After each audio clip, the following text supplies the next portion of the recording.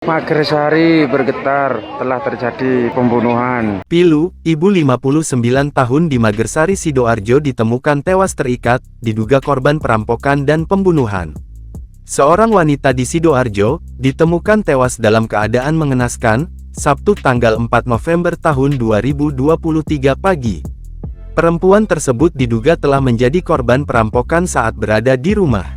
Kepala Satuan Reserse Kriminal Kepolisian Resor Kota Kasat Reskrim Polresta Sidoarjo Kompol Tiksnarto Andaru Rahutomo mengatakan, korban tewas tersebut adalah Askurniah, 59, warga Desa Magersari, Sidoarjo Kota, Sidoarjo. Korban ditemukan oleh anaknya di kamar dengan bersimbah darah di bagian wajah, kata Andaru, ketika tengah berada di lokasi kejadian.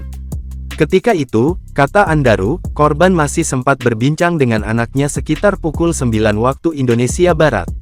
Namun, setelah putranya pergi dan kembali lagi, perempuan itu sudah ditemukan tak bernyawa. Diketahui bahwa korban memang dalam posisi meninggal dunia dengan posisi tangan terikat, dan juga leher tercekik, jelasnya.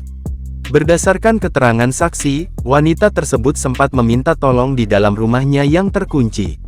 Lalu, seorang pria keluar dari kediaman itu menggunakan sepeda motor korban. Untuk penyebabnya dan indikasinya apa masih kami dalami.